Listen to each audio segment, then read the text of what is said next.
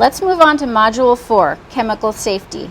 In this module, we will be reviewing chemical labeling, proper storage, and chemical waste disposal. Let's start by reviewing chemical labeling. All original chemical bottles purchased from the manufacturer are required to have GHS labeling. GHS labeling is the globally harmonized system of labeling, and each bottle will contain pictograms that indicate the chemical's physical, environmental, and health hazards. For chemicals that are not in the original container, such as this one, they will need a hazard warning label. These labels can be provided to you by EHS. Remember to check your chemical's SDS for important information about reactivity, proper gloves to wear, disposal and cleanup procedures before you begin working with chemicals. You can find the SDS information on our ChemWatch link, and you can access that through the Scripps intranet main page or the EHS main page. Proper chemical storage involves segregating your chemicals by compatibility and hazard, not necessarily alphabetically, because that can be more dangerous if chemicals leak or spill and potentially cause a reaction. For example, let's take a look at how to properly segregate acids based upon their compatibility. Use secondary containment bins to help segregate your acids. You want to store your inorganic acids like hydrochloric and sulfuric separately from the organic acids like acetic and oleic acid. Oxidizing acids such as perchloric and nitric acid should be kept separate from the other acids because of their reactive properties.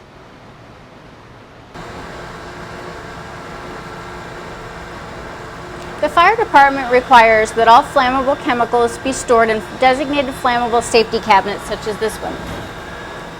When you're working with flammable materials at the bench, you want to use it in a container with a capacity no greater than 500 milliliters, like this one.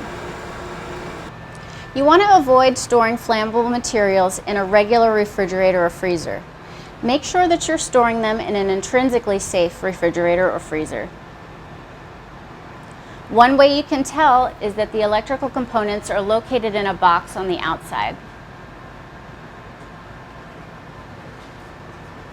Whenever you're working with hazardous chemicals, you want to make sure that you work inside of a chemical fume hood. Before you begin working, make sure that you're wearing the appropriate PPE, a chemical lab coat, gloves, and safety glasses. Here are some safety tips to ensure that the hood is providing you with adequate protection. Fume hoods are powered by an exhaust fan on the roof that draws air up from the fume hoods through ducts and pushes the air out through an exhaust stack. We need to verify proper hood airflow to make sure contaminants aren't affecting you.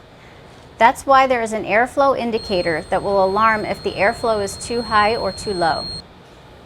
EHS staff certify and test all fume hoods on campus annually to make sure that the airflow velocity is adequately protecting you.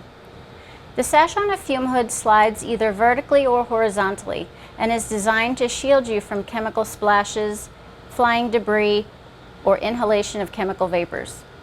Make sure you are working with the sash as low as possible and also work at least 6 to 8 inches inside the hood for your protection. Here are some examples of common chemical waste containers that you'll see in the lab. Some things to remember about waste accumulation is that you want to have a hazardous waste label on every chemical waste container, such as this one. Make sure that you fill out all the information on the label, especially the accumulation start date. This is the date that you first add waste into the container. This yellow debris bin is for chemical contaminated laboratory debris. If you have chemical contaminated sharps waste, such as razor blades, needles, syringes, they will go in a yellow sharps container with a hazardous waste label. A common collection container for liquid solvent waste would be these red safety cans, but you can use other containers such as this reusable container here as long as it has a closing lid. Funnels that have closing lids are acceptable as well. It is good practice to have secondary containment around your waste containers to prevent spillage, and make sure that all containers are kept closed when they're not in use. Before you dispose of any chemical container in the regular trash, you want to make sure that it's completely empty. The term California empty means that if you invert the bottle, no pourable liquid comes out. Then it's ready for disposal. If there is residual liquid left inside, pour it into a hazardous waste container before disposing of the bottle. Once you verify that the bottle is completely empty, go ahead and deface it and then put it in the glass box for disposal.